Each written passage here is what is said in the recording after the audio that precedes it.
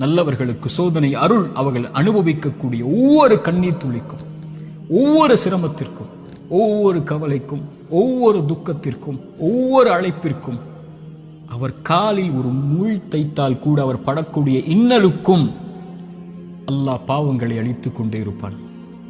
ரசூலுல்லாஹ் சொன்னார்கள் ஸல்லல்லாஹு அலைஹி வஸல்லம், ஆனால் பாவி படக்கூடிய ஒவ்வொரு சோதனையும் அவன் மீண்டு அல்லாஹ்விடத்திலே செய்த பாவங்கள் எதுவாயினும், அவன் கடந்த காலம் எதுவாயினும், எவ்வளவு கொடிய பாவங்களை வைத்திருந்தாலும் அவன் பாவத்திலிருந்து விலகாமல் சோதிக்கப்படும் போது நன்மையை நோக்கி செல்லாமல் இருந்தால் அவனுக்கு இந்த உலக வாழ்வும் மறுமையும் அழிவுதான்.